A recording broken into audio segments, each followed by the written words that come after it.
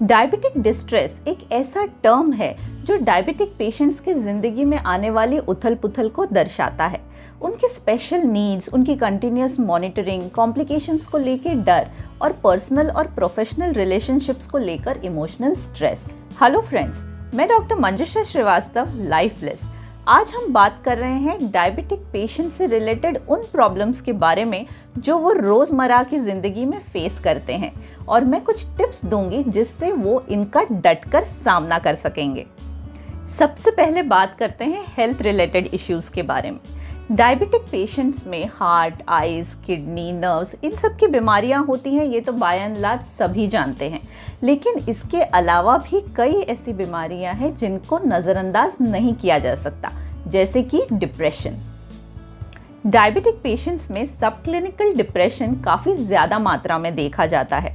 Risk factors for developing depression in diabetics होता है female sex, ये महिलाओं में ज़्यादा देखा जाता है, ओल्डर एडल्ट्स में ज़्यादा देखा जाता है, और गरीब श्रेणी के लोगों में जिनकी शुगर्स कंट्रोल नहीं है और वो उनके कॉम्प्लिकेशंस से गुजर रहे हैं। ऐसे कुछ पेशेंट्स जिनकी लाइफ में कुछ स्ट्रेसफुल सिचुएशंस चल रहे हैं और जिन्हें कोई सोशल सपोर्ट नहीं है, और वो पेशेंट्स जिनका डायबिटीज़ बहुत लंबे समय से चला आ रहा है और जो रिकरेंट हाइपोग्लाइसीमिया के शिकार हैं। साइकोलॉजिकल इंसुलिन रेजिस्टेंस यानी इंसुलिन ट्रीटमेंट चालू करने का डर या अनिच्छा। लोगों के मन में इंसुलिन को लेकर इतना डर और इतनी गलत धारणाएं हैं कि ज़रूरत होने पर भी लोग इंसुलिन ट्रीटमेंट चालू नहीं करना चाहते।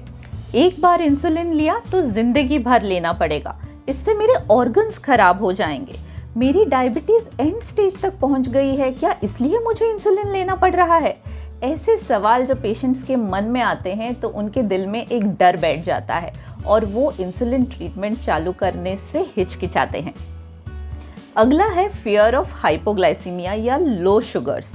जो डायबिटिक पेशेंट्स लो शुगर्स के या हाइपोग्लाइसीमिया के सिम्टम्स को एक्सपीरियंस कर लेते हैं, उनके मन में एक फियर बैठ जाता है। वो अपनी एक्टिविटीज़, अपना ट्रैवल रिस्ट्रिक्ट करने लग जाते हैं और मेडिसिन्स लेने से हिचकिचाते हैं, और धीरे धीरे उनका कॉन्फिडेंस भी लो होने लग जाता है। दूसरा इश्यू होता है ट्रीटमेंट शुरू करने की झिझक। जैसे ही पेशेंट्स को पता चलता है कि उन्हें डायबिटीज़ है, वो डर के मारे ट्रीटमेंट ही नहीं शुरू करना चाहते।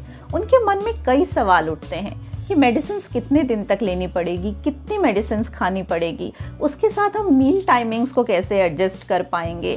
इन सारे प्रॉब्लम्स को लेकर उनके मन में एक डर बैठ जाता है और वो ट्रीटमेंट इनिशिएट ही नहीं कर पाते। Sexual issues with diabetic patients, ये ऐसी प्रॉब्लम है जिसे पेशेंट्स ओपनली डिस्कस नहीं कर पाते, पर ये डायबिटिक पेशेंट्स में काफ़ी प्रेवलेंट है, और ऐसी कोई भी प्रॉब्लम होने पर पेशेंट्स ने अपने डॉक्टर से ये ओपनली डिस्कस करना ज़रूरी होता है। वीडियो के इस भाग में आइए जानते हैं कुछ सोशल प्रॉब्लम्स के बारे में जो डायबिटिक पेशेंट्स को उतनी ही तकलीफ देते हैं जितने कि उनकी हेल्थ प्रॉब्लम्स। डायबिटीज़ जब बचपन में या एडल्ट एज में होता है तो सबसे बड़ा सोशल कंसर्न होता है कि अब इसकी शादी कैसे होगी। दूसरा डर जो डायबिटिक पेशेंट्स के मन में होता है वो ये कि क्या मेरी वजह से मेरे बच्चों को डायबिटीज़ हो जाएगा, यानी the fear of passing it on. कुछ डायबिटिक पेशेंट्स को नॉर्मल लोगों के मुकाबले ज़्यादा बार पेशाब जाना पड़ता है, जो ट्रैवलिंग के समय एक बहुत सीरियस कंसर्न हो जाता है। सोशल लाइफ मेंटेन करना डिफ़िकल्ट हो जाता है।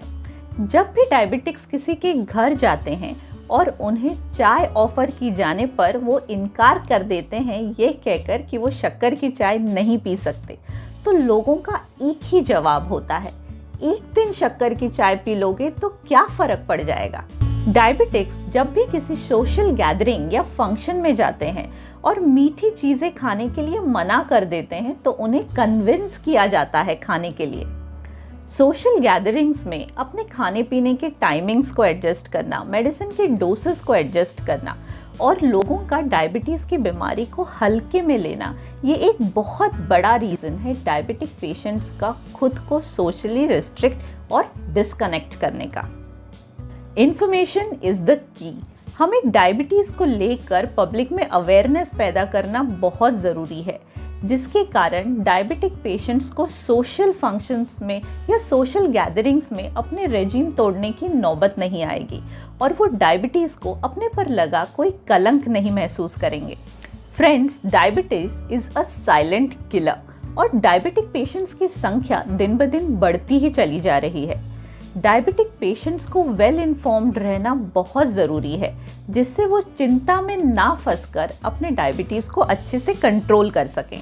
मैंने आपको प्रॉब्लम्स तो बता दिए, पर अब बात करते हैं कुछ सजेशंस के बारे में, जिनको यूज़ करके हम डायबिटिक पेशेंट्स की लाइफ आसान बना सकते हैं।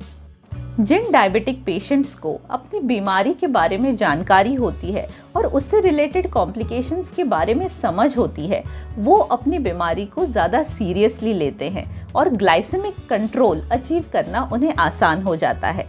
डायबिटिक पेशेंट्स एक नॉर्मल ज़िंदगी जी सकते हैं। ज़रूरत है एक प्रॉपर ट्रीटमेंट, खान पान में संतुलन और जीवन शैली में सुधार की। दोस्तों, डायबिटिक्स की ज़िंदगी आसान नहीं है। वो अपनी बीमारी से जूझते रहते हैं, चाहे वो कितने भी थके हुए हो या कितने भी कमज़ोर महसूस कर रहे हो।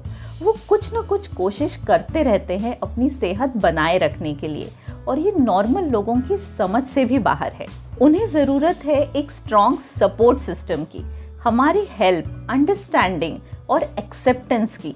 सिर्फ हमारी सिंपैथी की ही नहीं, बल्कि हमारे एम्पैथी की भी। हमारे आसपास के जितने हमारे फ्रेंड्स, रिलेटिव्स या जान पहचान के डायबिटिक्स हैं, हमें उन सबको एनकरेज करना चाहिए और साथ मिलकर हम सब डायबिटीज़ को मात दे सकते हैं। एज टीम लाइफ ब्लिस हमने ये बीड़ा उठाया है कि हम डायबिटीज़ को लेकर लोगों के मन में अवेयरनेस ही नहीं क्रिएट करें, बल्कि उनके मन के मिथ्स और डाउट्स को भी दूर कर सकें। इसी को मद्देनज़र रखते हुए हमने हमारे लाइफ ब्लिस चैनल पर डायबिटीज़ के कई वीडियोस पोस्ट किए हैं। हमारी आपसे ये गुजारिश है कि आप अपने डायबिटिक फ्रेंड्स, रिलेटिव्स और कलीग्स को ये वीडियोस शेयर करें और डायबिटीज़ अवेयरनेस क्रिएट करने में हमारी मदद करें।